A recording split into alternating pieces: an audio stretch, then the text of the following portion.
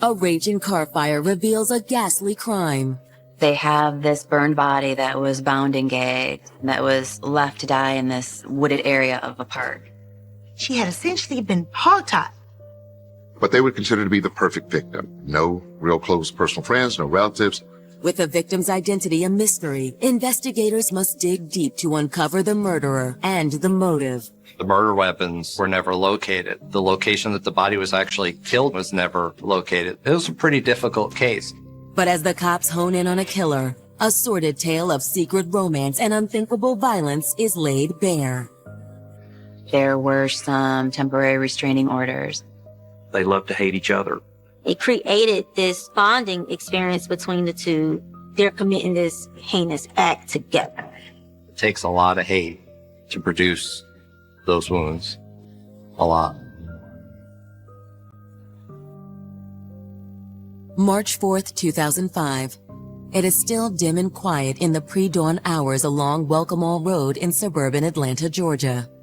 Welcome All Road is one of the main thoroughfares that runs through College Park in the area of the airport. It's a bedroom residential community. Because there's so many residents in this area, there's a very vibrant park system with community and sports activities, and it has a very personal and community feel. But at 3 a.m., the peace and quiet in the College Park neighborhood literally goes up in flames. A Fulton County police officer who was working morning shift, which is the night shift, was patrolling the area of Welcome All Road and saw flames in the area and located the vehicle that was burning off to the side of the road. 86 Foxtrot Dispatch. I got a 1086 truck on fire. Start a fire truck, please. What they find is that this truck is a bit removed from the main street. It is in a more wooded area, off the beaten track. It's not something that you would expect to see a vehicle burning to the intensity that that one was. The fire department rolls in, and at that point they observe the white truck sitting there, parked in the lot, totally engulfed in flames. And at that point they begin to extinguish it, only to have a shocking discovery as they put the flames out. After extinguishing the fire in the bed of the truck, there was a body. It does not appear that they could identify that body, and they had no idea whose body it was. As detectives arrive, What we got? officers process the scene. Working patrol. Saw smoke and fire. Called the fire department in. Janice was in the back of the truck. Smelling it for the first time, it certainly takes you aback. A human body burning is not something to, in any way, shape, or form that, one, you forget, or two, that you really want to ever do again if you can help it. The body was unrecognizable. There was nothing with the body to identify it as far as no bags, purses, wallets, etc., driver's license. Thankfully, firefighters had managed to stamp out the blaze before it consumed all the evidence. The front of the pickup truck still has the fenders on it, undamaged. The license plate is on there, and it is readable. They were able to trace it via the VIN number, the license plate, to Cheryl Miranda. Police run a vehicle check and determine that Cheryl Miranda is a 56-year-old Army veteran who lives in Tampa, Florida. Are the charred remains those of Cheryl Miranda? The answer to that question will ultimately lead police down a dark and twisted path, one beset on all sides by jealousy, lust, and murder. What happened to this person is absolutely grotesque and unimaginable, and that all leads to the question, who is Cheryl Miranda?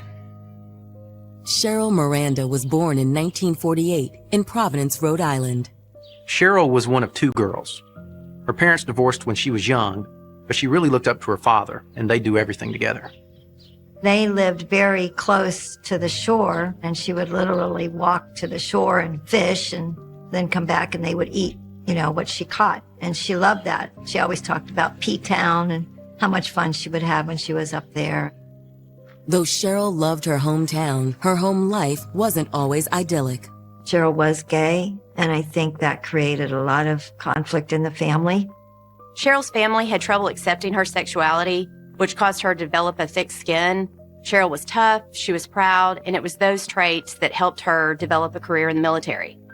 In the late 60s, Cheryl joined the military and actually served in the Vietnam War. She was actually regarded as a tremendous soldier. When Cheryl returned from her tour of duty in Vietnam, she settled in sunny Tampa. As the years passed, Cheryl longed to find someone to share her life with. Then in 1985, she did. While she was in Tampa, Cheryl met the woman she believed to be the love of her life, Kim Strickland. She was very in love with Kim. They had a very nice home life, and Cheryl was a great cook. I went over her house many, many times throughout the years to enjoy her excellent cooking. And her and Kim would go, to the flea markets and just have a normal life, basically. They liked having a good time. We always had a good time together. But after years of being in a seemingly perfect relationship, Kim abruptly ended it.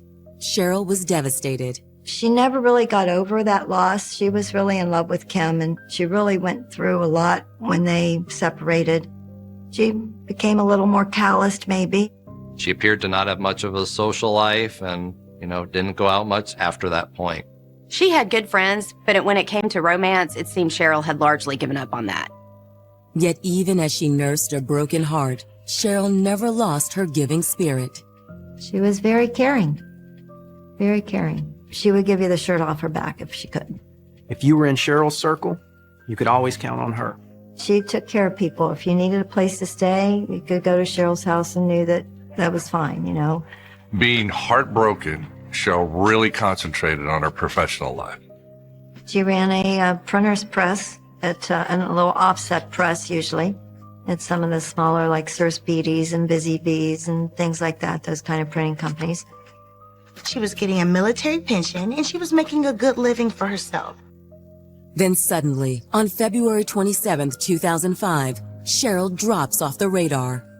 She stopped returning phone calls, emails. No one had heard from her. I did keep calling her and saying, where are you? Please contact me. I'm worried about you. The hours turn into days, and still no word from Cheryl. She doesn't answer her cell phone. No one has seen her. And she basically vanishes in thin air. I just had a feeling that something was wrong. So when Cheryl's fire-gouged vehicle, along with the charred remains of an unidentified female, are discovered in a wooded area in suburban Atlanta, Cheryl's friends, as well as local police, fear the worst. Everyone is thinking, this woman has been missing for 5 days. Here's this burnout truck and this body. Is this Cheryl? And if it is Cheryl, what happened to her? It was a horrible, horrible thing to see. And the truth behind this death was very, very bad. 5 days after vanishing without a trace from her hometown of Tampa, Florida, 56-year-old Cheryl Miranda's pickup truck is discovered burning in a wooded area in suburban Atlanta. The vehicle had been burned so badly that it was virtually impossible to get any forensic evidence from the vehicle by way of fingerprints or any DNA evidence. The remains of a female have also been found at the scene. Though the body is so badly burned, CSIs have no way of confirming if the victim is, in fact, Cheryl. She suffered third-degree burns over 95% of her body. Her face was entirely burned off. There were no identifying marks that you could see on what was remaining. We're talking about a charred and burned body. So much of the forensic evidence has already been destroyed. So the question really is this the body of Cheryl Miranda, or is it someone else? Identifying the body is only half the battle. Investigators also need to determine the cause of the blaze. You could have had an accident, but that doesn't make any sense because the person is in the back or the bed of the truck, and the truck did not spontaneously combust under the circumstances. Check this out. They were subsequently able to determine that an accelerant such as lighter fluid had been used. Yeah, it's accelerator coming from all the way up there. It can be clearly seen that certainly some of that lighter fluid leaked down onto the side of the truck, thus causing a very dark black area that would show where the majority of the accelerant was placed. They ruled out accident. This is a homicide. So in this case, of course, they're going to try to get some idea as to who the victim is. So we automatically start thinking about, is this domestic related? It could have been a store robbery where a store owner was going to make a deposit late at night because of the time of the day. These are all possibilities that we have to kind of look at and either address or throw out of our equation as we're investigating the case. In Atlanta, like many major urban cities, crime and public safety is an issue. We still have our share of murders, armed robberies, aggravated assault type cases. But a closer examination of the body seems to rule out the armed robbery theory. Looks like there's some ligature marks right here around the wrist. Possibly a rope, maybe a belt. They see that the body has been bound and gagged. She was bound around her wrists. That cord was affixed to her ankles. Law enforcement is going to rule out a robbery simply because of the fact that the person was bound. Normally, a robbery is going to be an in and out situation. You don't want to have a lot of contact with the victim. As day breaks, the body is transported to the Fulton County Medical Examiner for an autopsy. With the body so badly damaged, there's only one shot for a positive ID. There was one attainable fingerprint that the medical examiner's office was able to get during their autopsy and their investigation. It was a miracle that there was this one intact fingerprint for the forensics team. The medical examiner was able to run it through the system and determine that it belonged to Cheryl Miranda.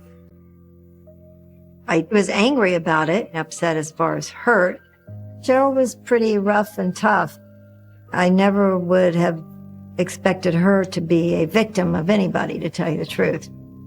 With the identity of the body confirmed, detectives now need to determine the exact cause of Cheryl Miranda's death. Hey, Doc. As they're doing the autopsy, they're describing to us what they're finding. When they examine the body, they are going to make certain determinations. One that may have been determined in this case was whether or not this person that was found in the bed of the truck was killed prior to the fire being set. She was actually dead before they burned her. Okay. If they see soot inside of the nasal passages or the bronchial, and particularly in the lungs, they know that this person was at that point respirating. If they do not find such evidence, then normally the conclusion is that the person was killed prior to the fire being set, and the fire was probably most likely set to cover up the death of the individual. So what was the time frame? She's been dead about a few days now. There were significant blunt force trauma, wounds to the head and chest of the victim. And she was also stabbed in the neck and in the head. The fact that she was hogtied, actually bound, suggested to the medical examiner that this was a crime of passion. It was one that involved a bit of overkill. Thanks for your time, Doc. We look forward to your report, okay? I mean, kill somebody with one bullet to the head, but to go kind of over the top and take multiple avenues to kill somebody or to injure or torture them is a pretty significant step. It shows a lot of emotions to do that. That is a personal crime. That shows some degree of personal feelings, that it could have been love that has turned to hate. It shows anger. With Cheryl Miranda's body identified and the brutal cause of her death determined, investigators must now figure out who murdered Cheryl and why. Once they got a court order for the victim's phone records, the case really opened up. Authorities in Atlanta, Georgia have identified the burnt remains of 56-year-old Cheryl Miranda, who went missing 5 days earlier. With Cheryl's death classified as a homicide, detectives contact the Hillsborough Police Department and ask them to check out Cheryl's home in Tampa, Florida, in the hope that it will shed some light on why she was so viciously murdered. Police, anybody home? As an investigator, we then start trying to determine where this person lived at, because where they lived at will also bring you to who they live with, their relatives. Has their home or their apartment been burglarized? Has there been a crime scene within that area? Hillsborough County deputies went there, and her apartment in Tampa was not disturbed. There was no blood. There was no bodily fluids found anywhere. Did not look like a struggle had taken place. Did you see anything? All looked fine to me. With Cheryl's apartment yielding no clues, detectives subpoena her cell phone records. How do we find out who she's communicated with? The best way that they do that these days is that thing that we hold in our hand and put to our ear all the time, cell phones. We were able to get a court order for her voicemail for her cell phone, and on that was numerous calls from a female by the name of Teresa Smith. She had left Cheryl messages asking where she was, saying she was worried about her. Hello? When detectives get Teresa Smith on the phone, they inform her of Cheryl's death. Oh my God. They had tracked me down through my messages, and he told me she had died. I was very surprised. What happened to her? Upset at the time. When I spoke with her, she said that she had been a friend with Cheryl's for a while. When was the last time you all spoke? It's been a while. February 27th. She was going to come over to my house and watch the Oscars with my husband and I. She was late, so I called her to see when she was going to come over, and she said she'd be there in a little while, and she never showed up. Teresa is unable to tell police exactly what happened on the night of February 27th, only that her instincts indicated something was wrong. She said, yes, I'm okay, and I didn't really believe her, so I asked her if she wanted me to come over. No, don't come over. And by the tone of voice, I knew absolutely that I should not go over. And then for days after that, I tried phoning her many times. In speaking with Teresa Smith, it's clear to investigators that she has absolutely no idea what happened to her friend. All right. Thank you very much. All right. Thank you. There's another number in Cheryl's phone records, and it's an Atlanta area code. Police look up the number, and it belongs to a woman named Beth Daly. Detective Kalish calls Beth Daly, and she refuses to talk to him. She says her attorney will call him, and then she just hangs up. Beth's behavior on the phone was very suspicious. It seemed like she was trying to hide something. On March 16, 2005, 12 days into the investigation, detectives pay a visit to Beth Daly at her home in Riverdale, south of Atlanta. Hey guys, how can I help you? Hi, is Miss Daly home? No, she's not. I'm her husband.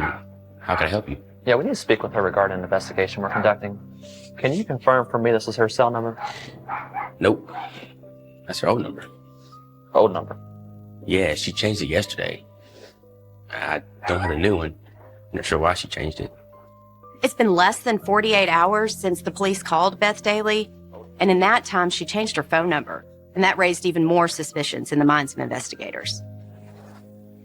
Unable to contact Beth Daly and with no leads from her husband on her whereabouts, investigators turn once again to Cheryl Miranda's cell phone records. What they were able to discover was that her cell phone traveled from Tampa to Atlanta. And they were able to pinpoint the cell phone usage because it would ping off of the cell towers. So police start focusing in on the last few phone calls Cheryl made before her phone went silent. Most of them are to Beth Daly, but one of them is to another friend of Cheryl's. One of the last calls that they were able to detect from Cheryl's cell phone records was to a friend of hers by the name of Josette Skeen. Detectives traveled to Tampa to confer with local authorities and sit down with Josette Skeen. Josette Skeen was a lifelong friend of Cheryl's, so police are sitting down talking to her to see if she has any information about her disappearance. Phone records show that you all had a conversation not too long ago. She doesn't know what happened to Cheryl, but she does have some very good information. She wasn't really happy and she was thinking about a change. Josette Skeen was able to shed some light on who Cheryl Miranda was with in her last days, possibly, and what type of life she had been living before her death. Josette explains that on February 27, 2005, Cheryl Miranda left Tampa of her own free will, but her final destination wasn't Atlanta. Cheryl was actually traveling to Josette's mom's house in Alabama when she left for her trip. Cheryl was thinking of making a change, so her plan was to visit Josette's mother in Alabama to see if that was somewhere she might want to live. But in explaining this to investigators, Josette Skeen reveals an important clue. They took off about a week or so ago. I'm sorry, you said they. The information that Josette had was that Cheryl was dropping a couple of friends off in Georgia and then was going to continue on to Josette's mother's house in Alabama. Police are thinking, okay, now we're getting somewhere. If there's no evidence at her house about what happened to Cheryl, then perhaps whatever happened to her actually happened on the road. Police ask Josette if she knows who Cheryl is traveling with. Josette isn't sure, but she does know that Cheryl has a roommate, a woman named Tanya Miller. Thank you, been very helpful. No problem. The investigation of Tanya Miller revealed that she had a son by the name of Jabaris Miller, and he was in his late teens at the time. Jabaris Miller at some point faced some troubles, and he lived with Cheryl and Tanya for a period of time. This really piques police interest because when they checked out Cheryl's apartment, neither Tanya nor Jabaris were there. And if they weren't there, where are they? Is it possible that they are the friends that Cheryl was bringing to Atlanta? And how does this tie into Beth Daly, the same person who Cheryl had multiple phone calls with before her death, and who also acted very strangely when approached by police? Detectives head back to Atlanta, Georgia, to pay another visit to the home of Beth Daly. Once again, Beth is nowhere to be found, but this time, her husband James is more forthcoming. I don't know this Cheryl Miranda lady you guys are asking about, but my wife, she runs a rough crowd. And she also has a habit, if you know what I mean. And honestly, she's not going to be my wife much longer. Cheryl was speaking with Beth, a known drug user, in the hours leading up to her death, not far from where her cell phone appeared to have last been used. This raises the possibility that Cheryl Miranda was using or even selling drugs. If this case is drug-related, it opens up a whole slew of potential suspects. By interviewing friends and tracking cell phone records, Atlanta police have determined that murder victim Cheryl Miranda left her Tampa home on February 27, 2005 with 2 unidentified passengers who she planned to drop off in Atlanta on her way to Alabama. According to Josette Skeen, Cheryl was heading to Alabama to visit Josette's mother. Phone records indicated that prior to her death, Cheryl spoke repeatedly to Beth Daly, who, according to her husband, is a drug abuser. So now the question you have to ask, is Cheryl's death drug-related? At the same time, police learned that Cheryl Miranda had 2 roommates, Tanya Miller and her son Jabaris, and they are nowhere to be found. Is it possible Tanya and Jabaris are victims as well, and police just haven't found their bodies? To answer these questions, detectives are finally able to convince Beth Daly to come down to the station for an interview. The key seems to be Beth Daly. Investigators need to determine where Beth Daly was at the time Cheryl was murdered. You're a hard one to track down. I don't know why. I've been living in the same house for 10 years. During her interview, Beth Daly appears extremely forthcoming. She acknowledges that she's used drugs in the past, but she's never been involved in any drug-related violence. And as for the call made to her from Cheryl Miranda's cell phone, Beth thinks it was probably a wrong number. In regards to Cheryl's murder, Beth appears to have an airtight alibi. She was out of town at the time of the murder. She also has no idea who Cheryl Miranda even is. So it appears she had nothing to do with this murder. That'll be all for now.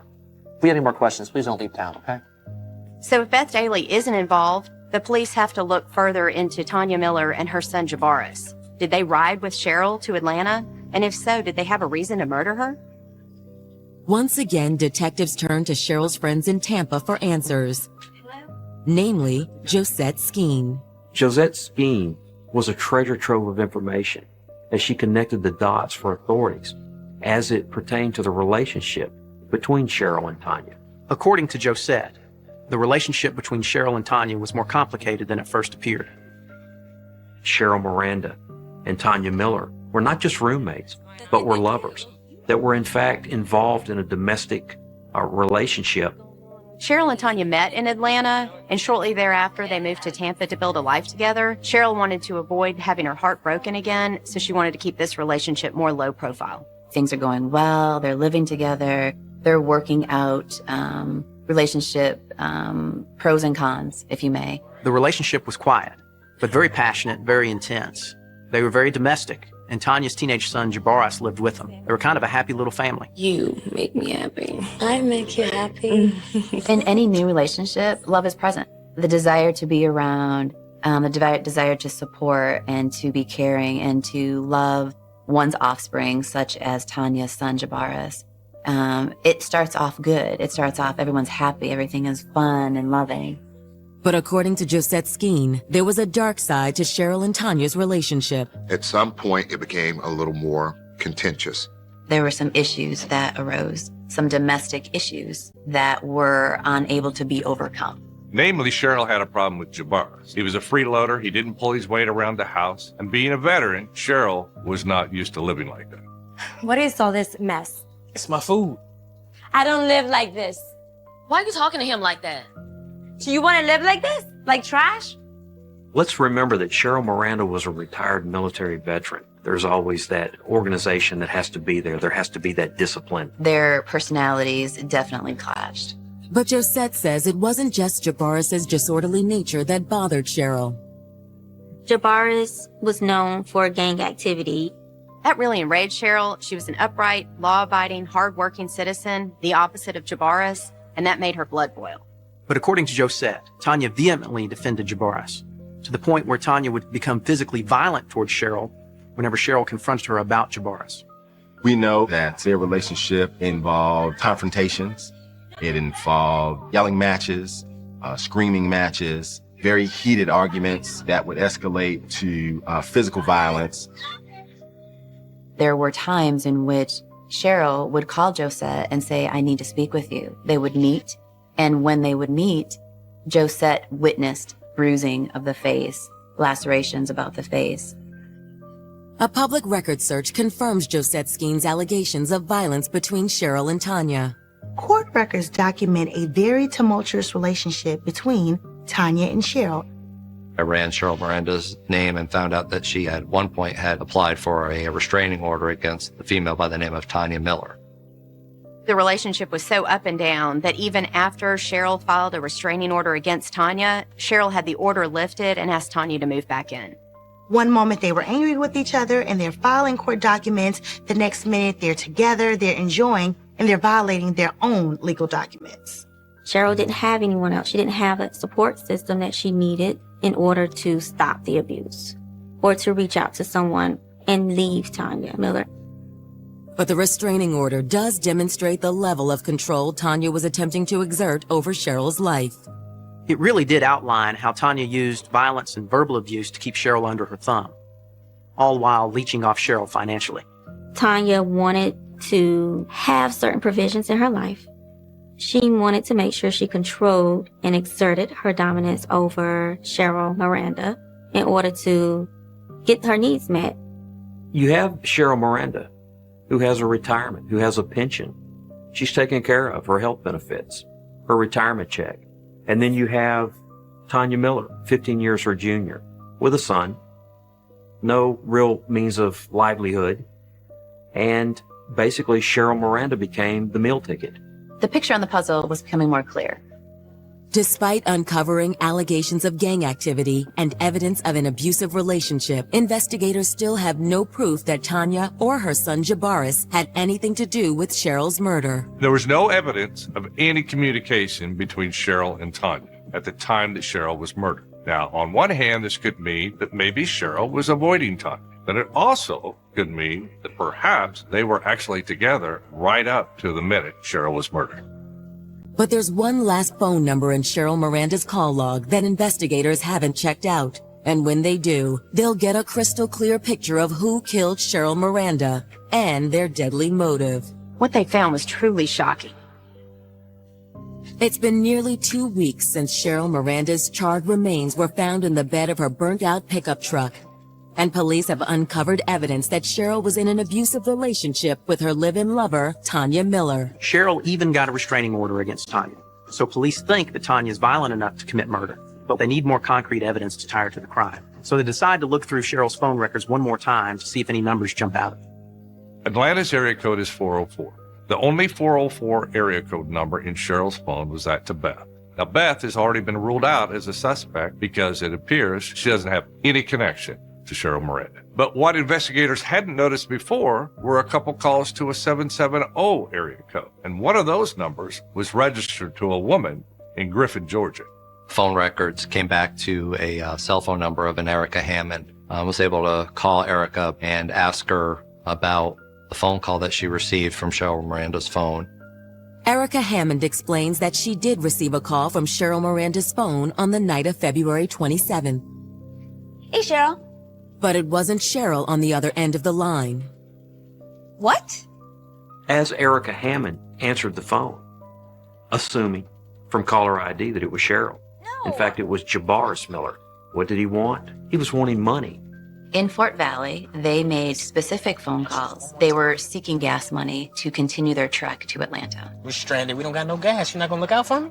At this point, investigators also realized that the call to alleged drug user Beth Daly was not made by Cheryl, but was instead made by Jabaris, who had known Beth from his involvement in gangs back in Atlanta.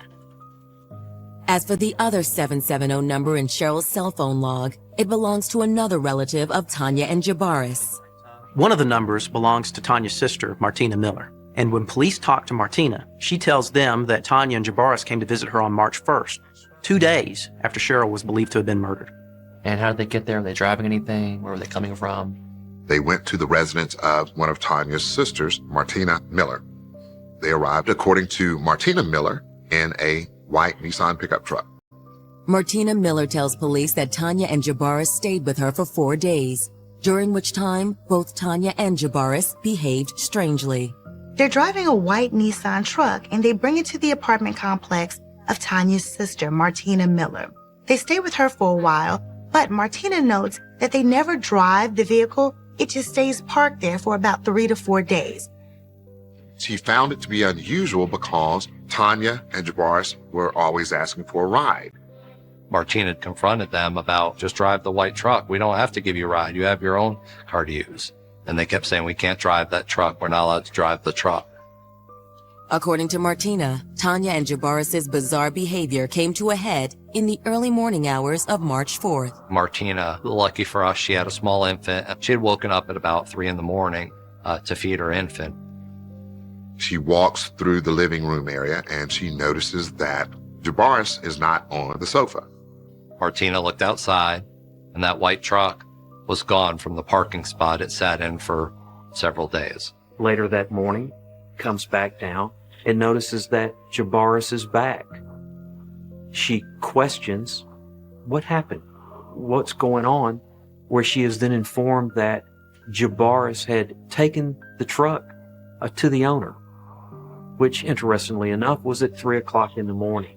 Later on in the day of March the 4th, Martina's watching the news. And on the news, she sees that there is a story about a vehicle that was on fire very near to her apartment complex. The truck, as it's shown on the morning news, burning in none other than Welcome All Park, which literally was within a mile of where Martina lived at. And at that point, the light bulb clicked, and she put 2 and 2 together.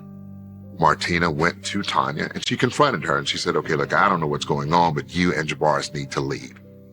Martina tells police that after she kicked Tanya and Jabaris out of her house, they went to stay with Tanya and Martina's other sister, Tamala Givens. After the interview with Martina Miller, we felt that we had enough probable cause for arrest warrants for Tanya and Jabaris, as well as search warrants for their property that we located inside of Tamala's house. On March 26, 2005, police find Jabaris and Tanya at the home of Tamala Givens. In some bags or personal belongings of Tanya Miller, they find items that were the personal items of Cheryl Miranda. Inside of one of those bags also was found a sharp knife or a letter opener and a set of nunchucks. And obviously those were taken into police property as well due to the stab wound that was located on Cheryl Miranda and the significant impact injuries that she had to her body as well. But we weren't able to link those specific instruments to her injuries at all. Police arrest Tanya and Jabaris on suspicion of arson, kidnapping, and murder. At the station, investigators question Jabaris first. I keep trying to tell you guys, I did not kill anybody. I'm not a killer. Jabaris vehemently denied that he had anything to do with the death of Cheryl Miranda. There's some swearing and cursing during the interview, both ways. He's swearing at us, we're swearing at him, trying to get the truth out of him. As the questioning became longer, he eventually admitted that, yes, he did burn the truck. And he burnt the truck because he noticed the body back there, and he didn't want it to be traced back to him. Who killed her? I burned the body, but I didn't kill her. So Jabaris is copped to arson, but as far as the death of Cheryl Miranda, he claims to have no involvement. Meanwhile, in an adjoining interrogation room, Jabaris' mother Tanya is painting a very different picture of what happened. Tanya's interview, on the other hand, was very different. She, kind of joked around a lot. She didn't take this too seriously. She was playing the game better than Jabaris was. Cavalier responses and definitive, specific information that she was not giving us was very hard, to match up. Detectives attempt to squeeze their suspect by telling her they can connect her son to the burning of the truck. Her response is nothing short of shocking. I mean, kids will be kids, right? She just told the police, well, I don't know what he did, but I can tell you what I didn't do. I didn't do anything. And if he did something, whatever, he did it by himself. So at this point, she is sort of throwing her son up under the bus as much as she can. It came to forefront in her interrogation. As a matter of fact, that, you're going to let your son go to jail, go to prison for a significant amount of time. Is that something you're willing to do? She didn't bend. She didn't bend one bit during the interview.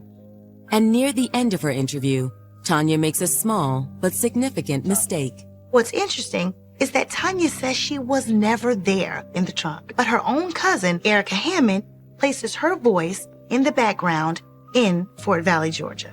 Erica indicated to law enforcement authorities that in the background, she could actually hear her Aunt Tanya's voice while she was talking to Jabaris on Cheryl Miranda's cell phone. The Miller shrewd smokescreens dissipate at last.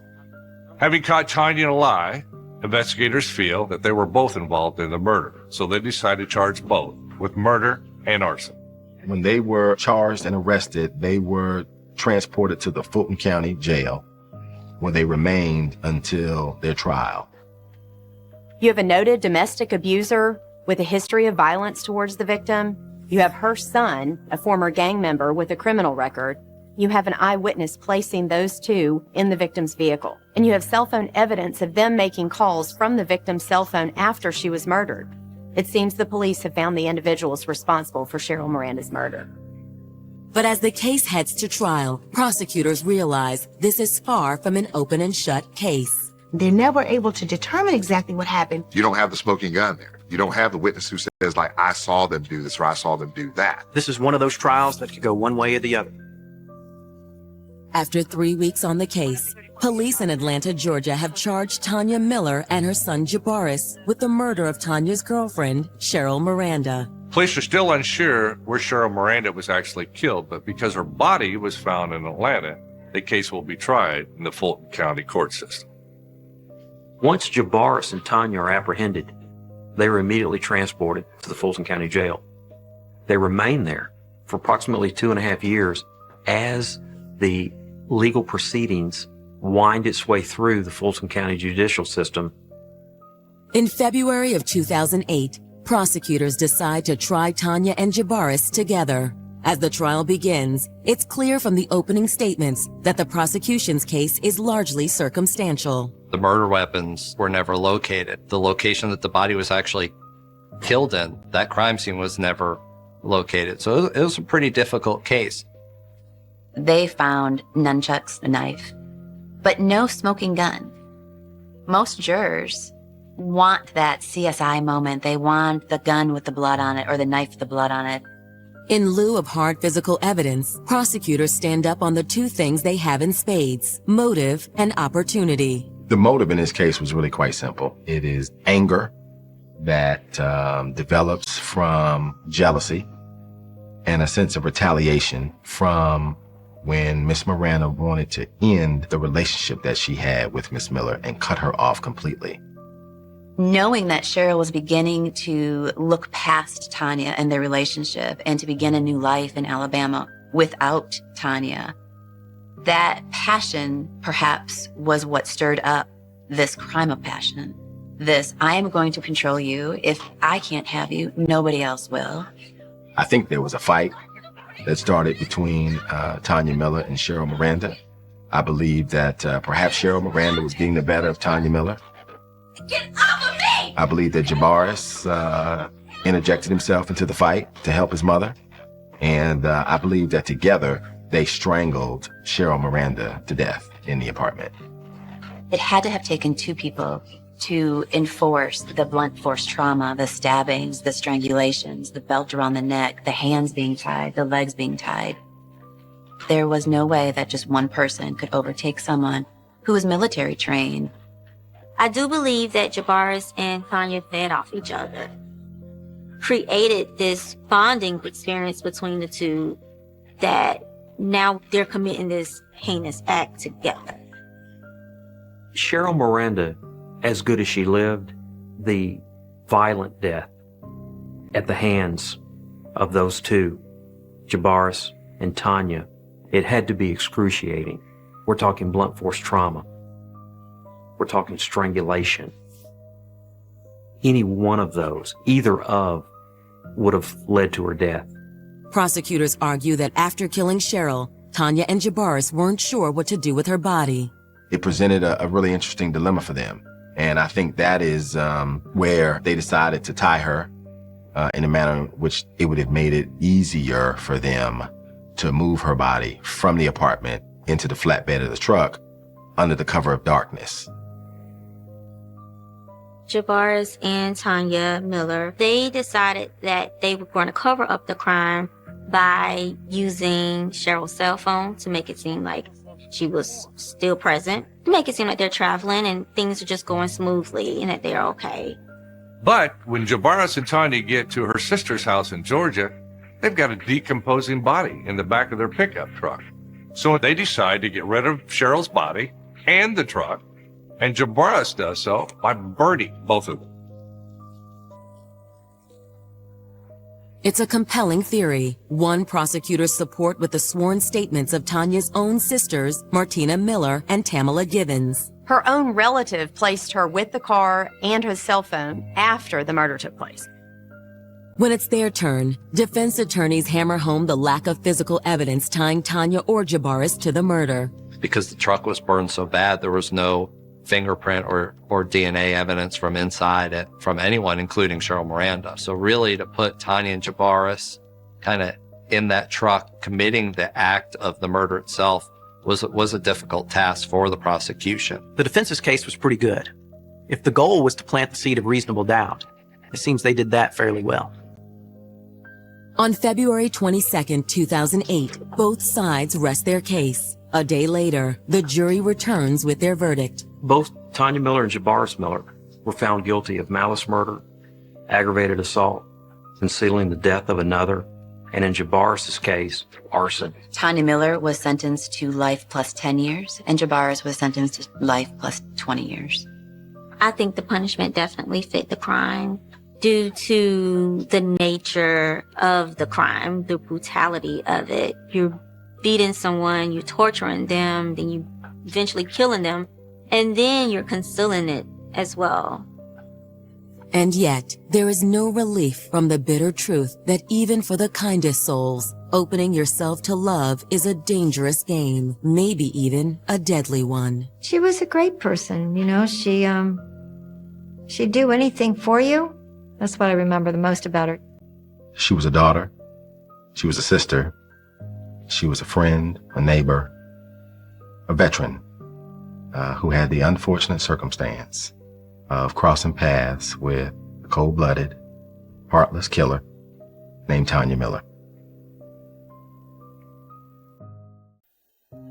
A beautiful woman is gunned down in a heartless killing. Our baby died by herself in a car in the cold, alone. She's a young lady on the verge of a great life, but we'll never know now. Very sad scene indeed. Seeking the killer, police uncover no shortage of suspects. There were stories of infidelity, of a violent, nasty, hateful love triangle going both ways. It was a situation that was just ready to explode. But is this star-crossed romance the prelude to an even deadlier rivalry? This was a gangland version of Romeo and Juliet. She's cheating with the opposition. I guess he loved her to death. As a gang member, you don't call the police. You handle your business. He was on the run from ultimately the same people that had killed her. January 31st, 2014, Richmond, Virginia. It's a blisteringly cold night for officers on patrol in the city's rough and tumble South Side. With any large metropolitan area like the city of Richmond, there are certain locations that are considered pockets of crime. When we get a call for service, you can almost guess some of the locations that the police are going to be dispatched to. In 2014, about 80% of the homicides were just in the south side of Richmond alone. The types of crimes that mostly occurred in the south side are robberies, larcenies, and murders. At 1:30 a.m., a Richmond patrol officer receives a call from dispatch about a possible shooting in the area. 70 Alpha. 70 Alpha, go ahead. There's a young lady in a car, and she might have been shot. Temple. Emergency Communications dispatches Richmond Police Unit to the scene. the 2200 block of Mandalay Drive, which is in South Richmond. The caller is apartment resident Dormita Moore. Miss Moore is hysterical. She knows the young lady in the vehicle.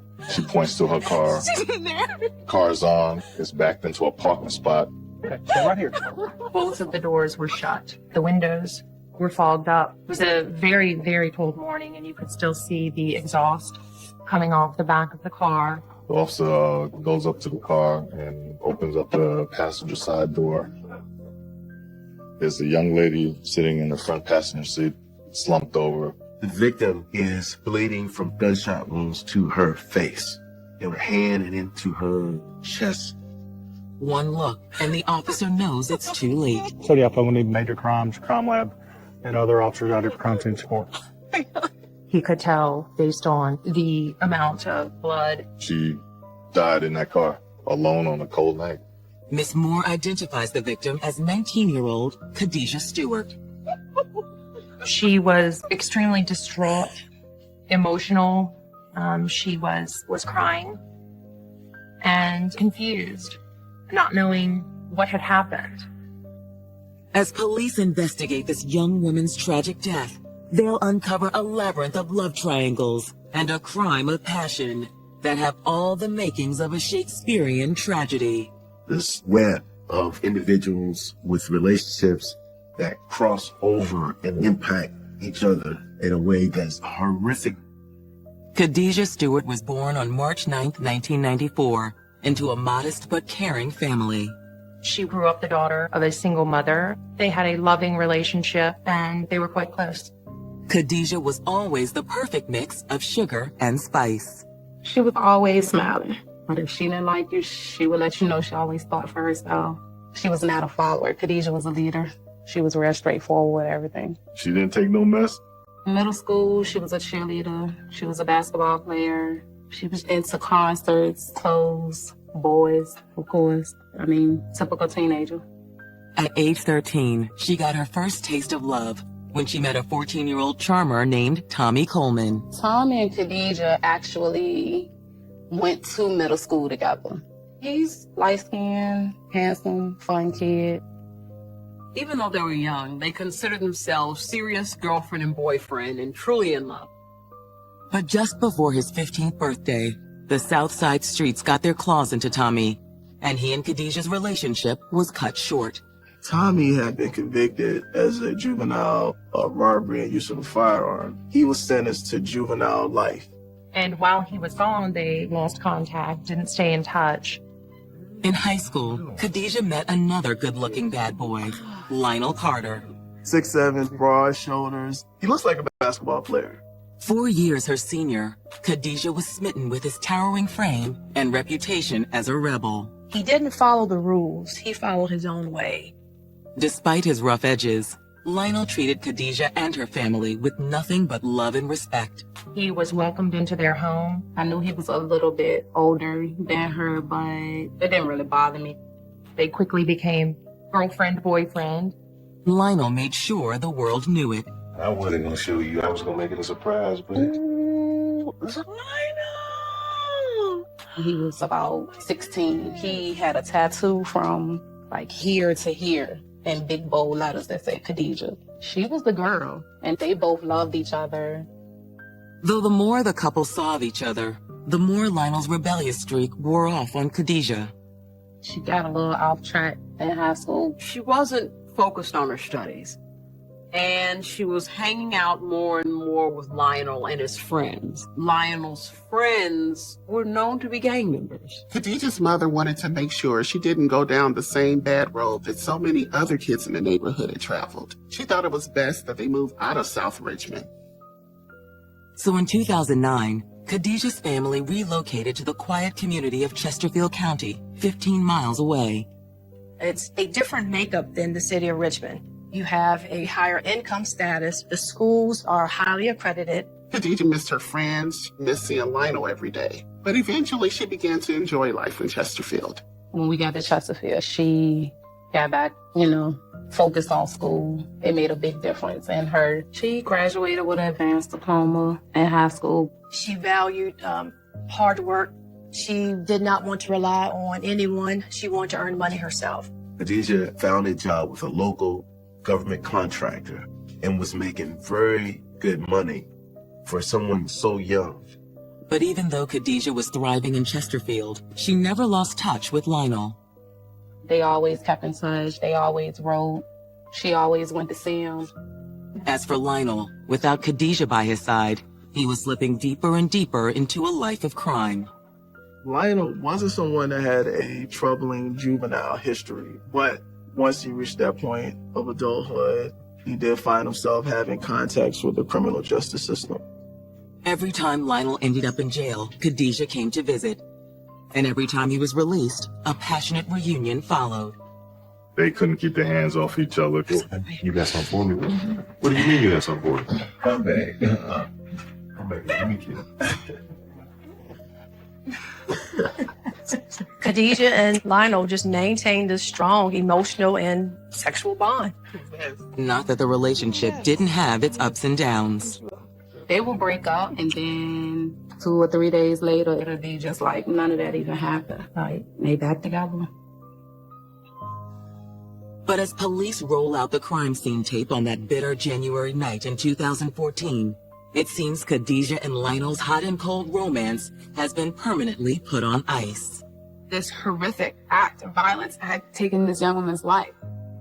But Khadijah's murder is just the beginning of the carnage. Soon the streets of South Richmond will become a full-on war zone, as detectives discover there is more to this case than meets the eye.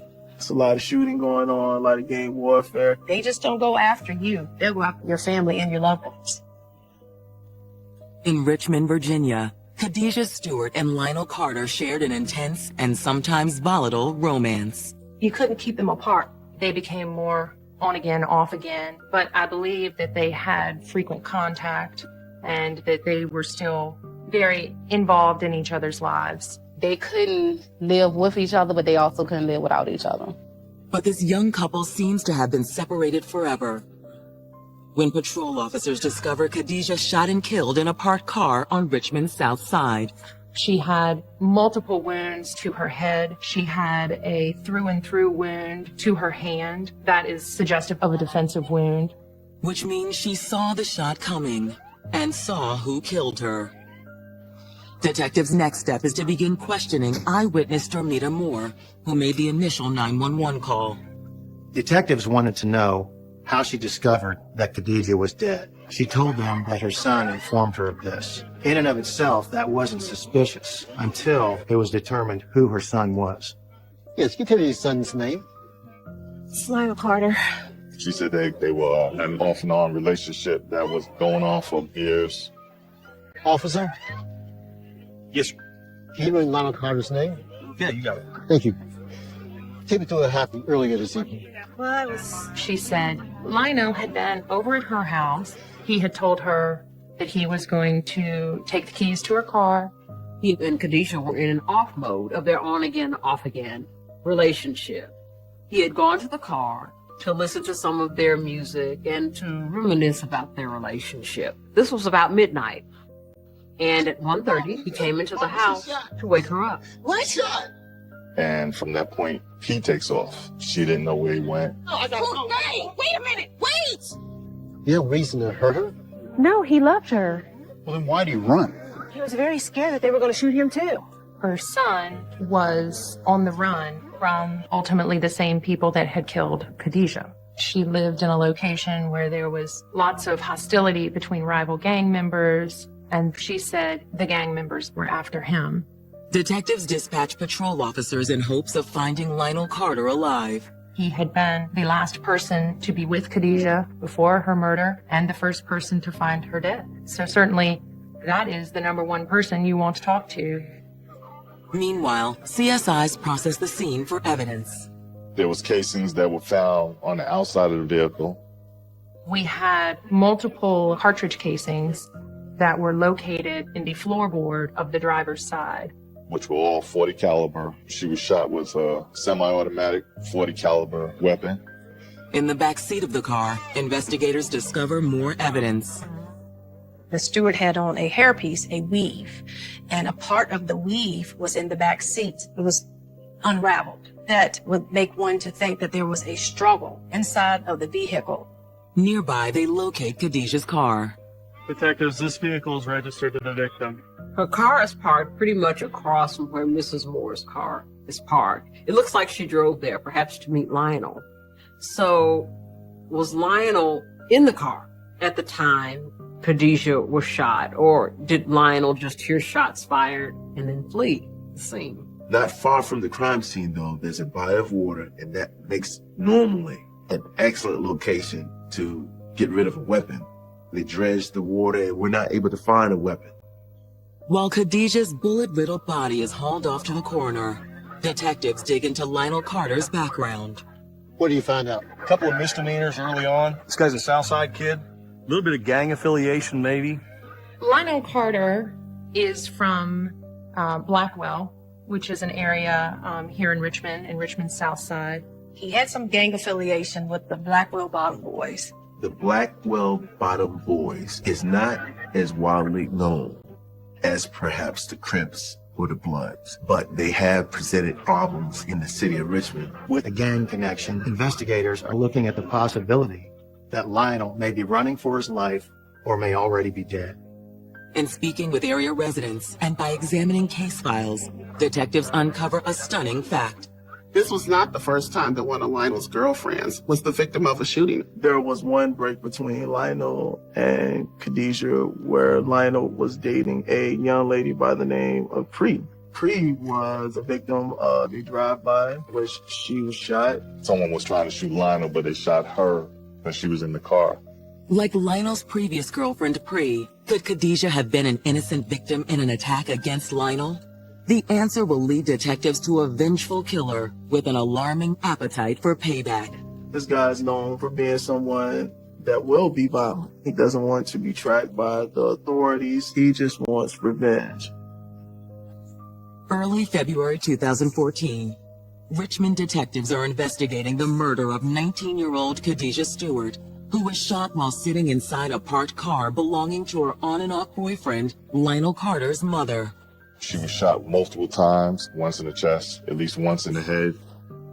Though they haven't found the murder weapon, signs indicate Khadijah could be the victim of a gang-related slaying. It's very similar to other crimes where the gang is trying to send a loud, clear message by not just shooting a person one time, but shooting them a number of times. Was Lionel the only intended target, or was Khadijah killed in order to send a message to Lionel due to his ties to the Blackwell Bottom Boys? Lionel told his mother Khadijah had been shot, but then he disappeared. Lionel's mother believes he is on the run from the same people who killed Khadijah. In order to pinpoint Lionel's whereabouts, detectives phone in a request for a warrant that allows them to track his cell phone. As they wait for a judge to process the request, a young woman arrives at the crime scene. Ma'am, can you tell me who you are? She did tell me that she was the girlfriend of Lionel's named Callie. She said Lionel's mother called her and told her about the shooting. I heard that Lionel wasn't her faithful boyfriend. What do you know about that? She did tell me earlier that night they kind of got into a little argument, and it was over Khadijah. He was trying to get back with Khadijah. Callie kind of found out about that. Lionel posted some photos of him and Khadijah on his Instagram or Facebook page. Detectives wonder, if this crime isn't gang-related, then perhaps it's a crime of passion. Jealousy is a terrible thing. When you have that, you can be kind of capable of anything. This young lady got an issue with Khadijah, and she was in the area at the time. Callie possibly could be a potential suspect. Seems like you had a good reason to want to know. You're trying to say I had something to do with this? You are crazy. What were you doing at 1:30 this morning? I was at my aunt's house. Do you know where Mr. Carter is now? Callie pretty much says that she didn't know where he was at. As detectives wrap up the interview, officers are dispatched to Callie's aunt's house to verify her alibi. We're finished with you, but don't go far. Stay in the Richmond city limits in case we need to talk to you again. Sure. Like, I consider the fact that I got a girlfriend of Lionel's that possibly could have been connected to Khadijah's death. As day breaks, there's still no sign of Lionel, and the list of potential suspects seems to be growing. On top of that, investigators now face the grim task of breaking the terrible news of Khadijah's death to her family. Miss Dorsey, there's no easy way to say this, Without Khadijah shot to death last night. It's like I got hit by a truck. He just said it to me once, but I hate the detective's voice telling me that over and over. Like, I just can't get that out of my head over and over and over like a song. Khadijah's family tells detectives Khadijah had been staying with a girlfriend the night she died. The last time I saw my babe, it was Wednesday, the 29th, and I never saw her again. Is there anyone who wants to harm your daughter? No! Nobody would want to hurt my baby. Could it possibly have been Lionel Carter? He did have some gang ties, and I know some people wanted to hurt him. She mentions Lionel's gang connections and Lionel's criminal record. And this furthers the notion that this could indeed have been a gang-connected murder. I'm so sorry for your loss. And once again, thank you for your time. With Lionel still MIA and the warrant on his cell phone still being processed, detectives head to the station to pore over the evidence. They turn first to Khadijah's cell phone. Her phone was still on her. So we got the text messages and phone calls that she was receiving. What we're finding out is that she was trying to make a go at this relationship with a guy who came into her life within the past few weeks by the name of Tommy. This is the same Tommy who was Khadijah's first love in middle school, but got in trouble and got sent away. Tommy had just been released from Department of Corrections after serving juvenile life for a couple of robberies and use of a firearm. Tommy had discovered that Lionel and Khadijah had had sexual relations, and Tommy was very upset. There were text messages exchanged between she and Tommy. She's trying to explain her contact with Lionel, and Tommy is really having none of it. And so certainly Tommy was somebody that we wanted to talk to. Within hours, detectives have located Tommy Coleman and hauled him down to the station for questioning. He knew about Khadijah passing. Once I talked to him, he cooperated. Tommy was genuinely upset about Khadijah's death, which suggested that he had nothing to do with the murder.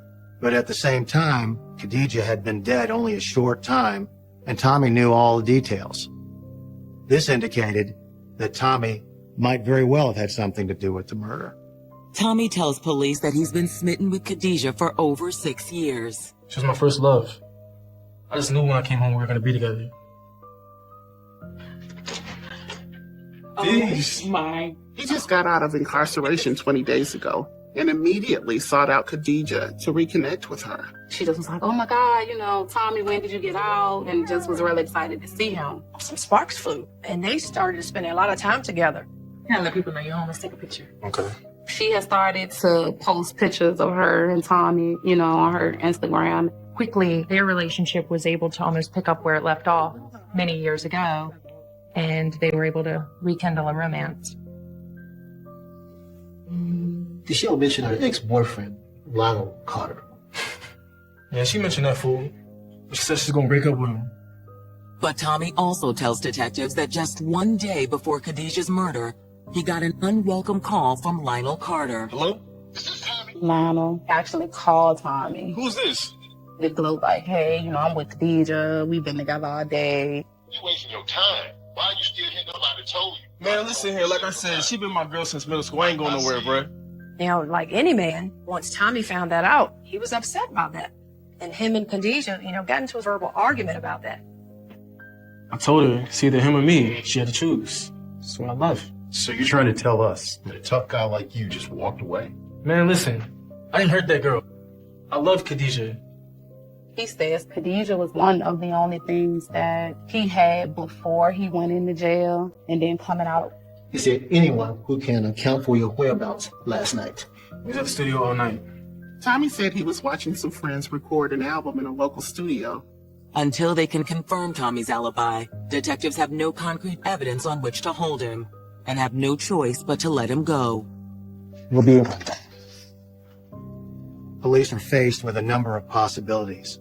The possibility that it could be purely gang-related, the possibility that Lionel's girlfriend Callie targeted Khadijah, or the possibility that Khadijah's boyfriend Tommy killed her due to jealousy. Lionel was the last person to see Khadijah alive, which also makes him a suspect. At this point, I'm trying to find out exactly where everyone fits into the investigation. As detectives begin to look into Tommy's alibi, they continue to put out feelers for Lionel. Investigators are hopeful that the judge's warrant to ping Lionel's cell phone will help pinpoint his location. But even with the warrant in hand, police come up empty. He had stopped using his cell phone. We were unable to determine a location. The lack of activity on Lionel's cell phone makes investigators worry that if this case is indeed gang-related, then perhaps whoever killed Khadijah has found Lionel and finished what they started. If someone was after Lionel, was Lionel even alive? During the bitter winter of 2014, Richmond, Virginia homicide detectives are struggling to solve the mysterious murder of Khadijah Stewart.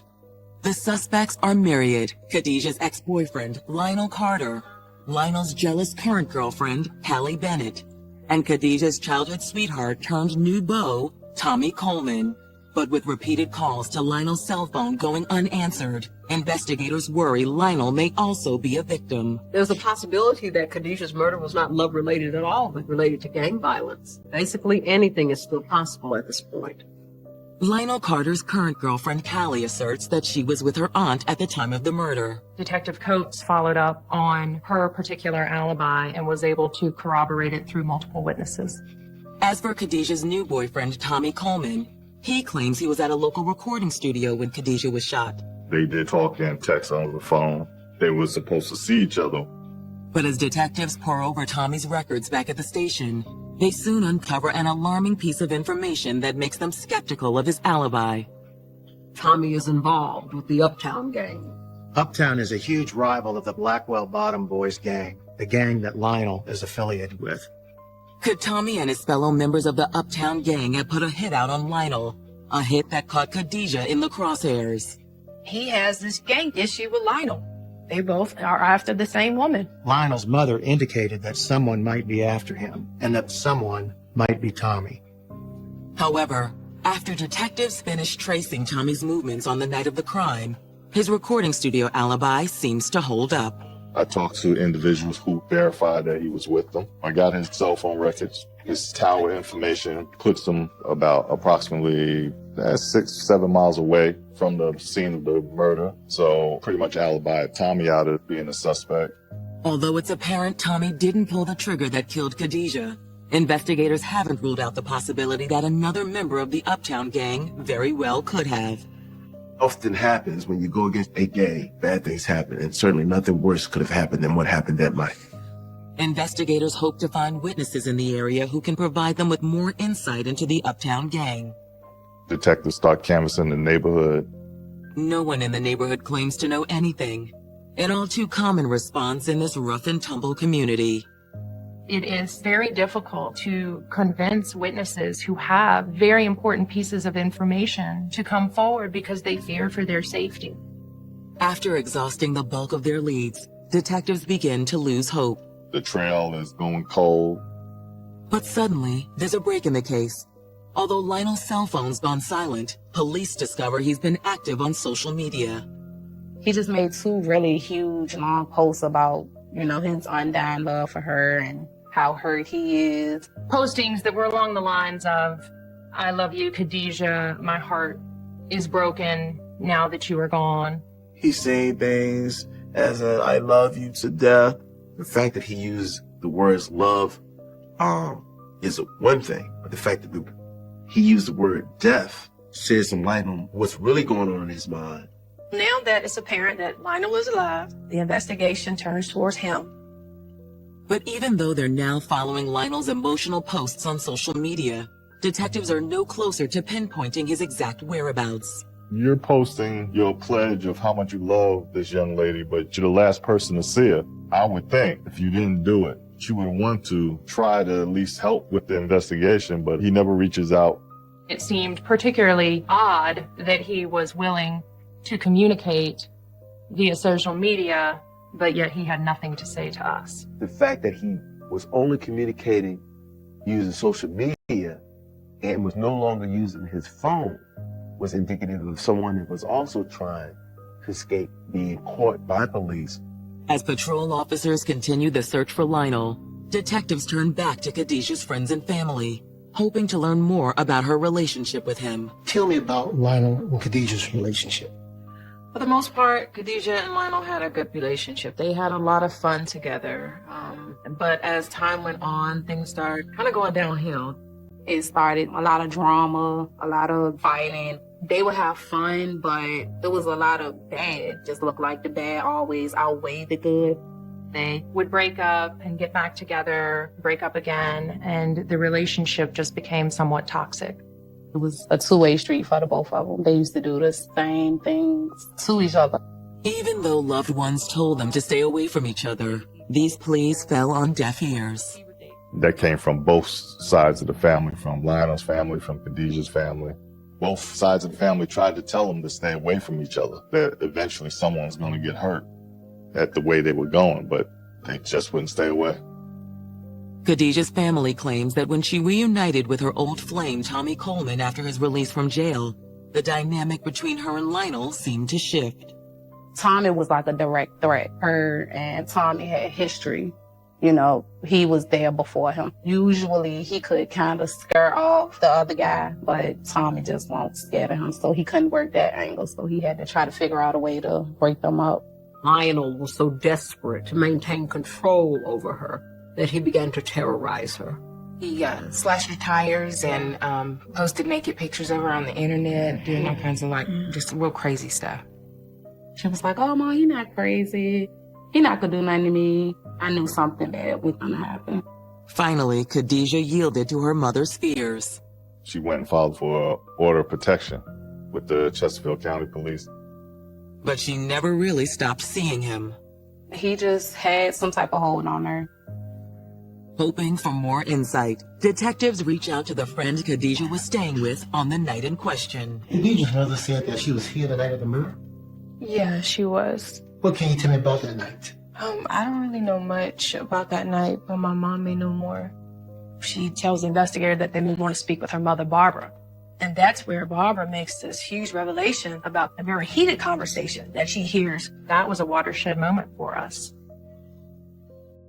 72 hours after 19-year-old Khadijah Stewart is gunned down in an icy parking lot, Richmond homicide detectives are trying to track down her controlling ex-boyfriend, Lionel Carter.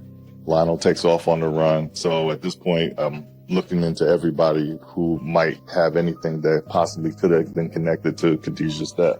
I come to find out that Khadijah was staying at a friend named Lynn's house that night. Lynn tells us that, well, you probably need to talk to my mother, Barbara. Barbara tells police that around 11:50 p.m., she overheard a heated phone conversation between Khadijah and Lionel. Turns out Barbara was a wealth of information about what happened that night with Khadijah and Lionel. Khadijah's cell phone was actually broken, and it would only function in the speaker mode. They were arguing over the status of their relationship. You are talking crazy right now. Like, keep playing with me. He's very frustrated over the fact that she's seeing Tanya. Barbara says at one point during the conversation, Lionel seemed to completely lose it. Stop playing with me. Lionel? I'm gonna blow your head off. She hears Lionel threaten Khadijah about, don't play with me or I'll blow your head off. And that obviously raised a red flag for Barbara and made her very concerned for Khadijah's welfare. All right, look, I'll be over there in a second. Look, Khadijah, are you crazy? Barbara tries to tell Khadijah, don't go. At that point, Khadijah left the house, and Barbara's one of the last people that we know to have seen her alive. Just 2 hours later, police discover Khadijah shot to death in Lionel's mother's car. By the time detectives arrive back at the station, the records from Lionel's phone have arrived. They corroborate that there was a call between Lionel and Khadijah before she left Barbara's. At this point, we're like, wow, now it's all piecing together. Now convinced Lionel Carter is responsible for Khadijah's murder, detectives redouble their efforts to find him. We start looking into associates of his. We look into family members, anyone who might have contact with him. Nearly 2 more weeks go by, and still no sign of Lionel. Someone is helping him hide. No one is talking. Police have no choice but to issue a nationwide be on the lookout for Lionel Carter. Finally, on February 16th, there's a break in the case. More than 500 miles south in DeKalb County, Georgia, a patrol officer spots a couple hanging out in an area frequented by homeless people. The officer simply went up to them and tried to identify them. I didn't notice y'all being around here before. Do you have any ID on you? Yes, I do. You doing all right? I'm doing fine, thank you. Lucky for us, the guy gave his real name as Lionel Carter. Interestingly enough, his girlfriend, Callie, is with him. This is the same Callie who was told to stay in Richmond until the case was closed. Dispatch, I need to check warrants on the subject. Yeah, Lionel Carter. They ran him to see if he had warrants. They found out that he's wanted. And there were warrants outstanding from our outlying jurisdictions where he was wanted in connection with some fraudulent crime. We also had a outstanding probation violation at the time. If you're on probation, in order for you to go out of the Commonwealth of Virginia, you have to have permission from your probation officer. And clearly in this incident, he did not. DeKalb authorities take Lionel into custody, but have no reason to hold Callie. Callie was allowed to return on her own to Richmond and was not arrested for anything related to this particular incident. Later, when Richmond detectives approach her for help with their investigation, it's like talking to a brick wall. She was not forthcoming with any information. Despite Lionel cheating on her, despite Lionel being a murder suspect, she stuck by him. She's displaying the same kind of unhealthy devotion that Khadijah Stewart has displayed for so long.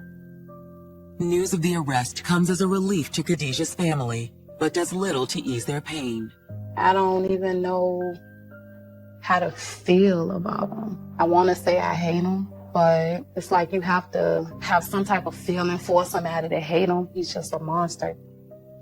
On February 25th, 2014, Lionel Carter is extradited back to Richmond. We advised him of his rights and try to talk to him.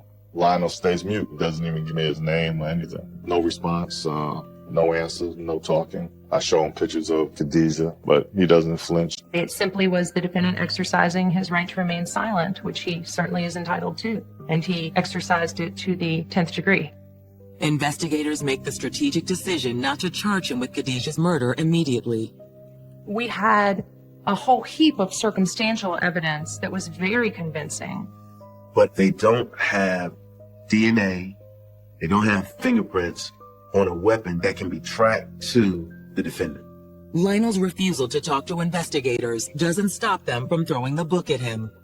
We did not develop additional evidence. Detective Coates and I said, it's time. Let's roll with what we've got. In December of 2014, a grand jury formally indicts him on 2 charges related to the murder of Khadijah Stewart. He was charged with first-degree murder and use of a firearm in the commission of first-degree murder. Although Lionel faces a possible life sentence if convicted, the case against him is far from airtight. They don't have no evidence. They don't have a gun. By not having a murder weapon, they weren't able to get DNA off the weapon. They weren't able to get fingerprints off the weapon. There's no eyewitness. We had a very circumstantial case. As the case heads to trial, Lionel's defense team claims they have proof beyond a shadow of a doubt that Lionel Carter had nothing to do with the murder of Khadijah Stewart. From the time that he shared what happened to me, from the time that I saw the evidence, I knew at that point it was my duty to let the court know that this is an innocent man. In May of 2015, more than a year after the slaying of Khadijah Stewart, the trial of her ex-boyfriend, Lionel Carter, gets underway in a Richmond, Virginia courtroom. The tension in the courtroom was extreme, and in fact, the deputies had to keep both families, Khadijah's and Lionel's, separate. Although Lionel is facing the possibility of a life sentence if convicted, he hardly seems like someone on trial for first-degree murder. I mean, he was high-fiving. He just didn't seem remorseful. In opening statements, the prosecution portrays Lionel as a vindictive ex, hell-bent on making sure if he couldn't have Khadijah, no one could. Khadijah was moving all the time. Lionel Carter wanted to control Khadijah Stewart at all cost. And when he could no longer control her, she paid the ultimate price. Prosecutors pieced together for the jury what they believe transpired the night Khadijah was murdered. At 11:50 p.m., after a heated phone argument, Khadijah agreed to meet Lionel outside his mother's South Side apartment. She pulls into the parking lot, gets out of her car, and gets into Lionel Carter's car on the passenger side. She pretty much let him know it was over with. Lionel just wouldn't take no for an answer. You still tripping? Yeah, I'm tripping. For what, Lionel? What you mean for what? What are you tripping for? The defendant pulled the gun and immediately shot her. Multiple shots to her head. According to prosecutors, after shooting Khadijah, Lionel fled the scene and disposed of the gun at an unknown location. Prosecutors also point to the large volume of circumstantial evidence. Lionel Carter telling his mother that Khadijah had been shot. That puts him last with the victim. Another circumstantial evidence, the fact that he fled. There were text messages introduced in court, arguments and disputes between Lionel and Khadijah. But the state's most compelling evidence comes from the testimony of Barbara Murray, the mother of Khadijah's friend, Len. On the stand, Barbara recalls the phone conversation she overheard the night of the murder, in which Lionel threatened to blow Khadijah's head off. Barbara was very brave to come forward and to testify. That is not something that is easy for witnesses to do in our community. No snitching. That's this big thing with this culture. But she just told it how it was, you know. She was Khadijah's voice. She is my baby angel. Barbara Murray's testimony seems to tilt the case in prosecutors' favor. But when it's the defense's turn, they call a surprise witness. None other than Lionel Carter himself. This was the first time that we got his story about what had happened that evening. I felt that he would need to testify to show the world that he was not involved in the murder of Khadijah. Lionel claims trouble had been brewing between him and Khadijah's new boyfriend, Tommy Coleman, in the weeks leading up to her murder. Lionel and Tommy were in opposing criminal factions of the South Side, Uptown, and the Bottom. By virtue of the gangs that they're in, there is a true hatred between the two. And according to Lionel, when Tommy found out he and Khadijah were still sleeping together, Tommy lost it. Tommy is threatening to shoot her, to smoke her, to kill her, because she has just betrayed him. Lionel claims Khadijah called him and asked if she could come to his mother's house where he could protect her. Lionel told her yes, but when Khadijah arrived, all hell broke loose. Lionel Carter gave a story that he was in a vehicle with Khadijah, that a suspicious car began to pull into the apartment complex. Khadijah seems to recognize this vehicle somewhat, and so they stop talking. He's thinking Tommy, he's thinking Uptown. He knows if it's Tommy, if it's Uptown, for him, this will be fatal. Lionel claims at that point, Khadijah told him to save himself. Get out of the car, Lionel! What?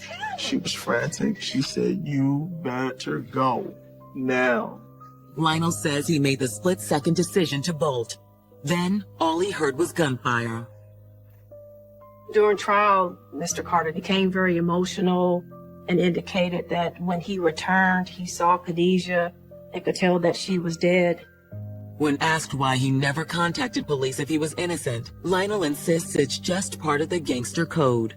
His story is that he is a longtime gang member. As a gang member, you don't call the police. You handle your business. He's a man that has revenge in his heart. His goal at this time is getting a firearm, getting even with Uptown. And Tommy, at the time, Lionel was actually wanted for a few felony warrants. So if he had any contact with the police, he would be arrested on sight.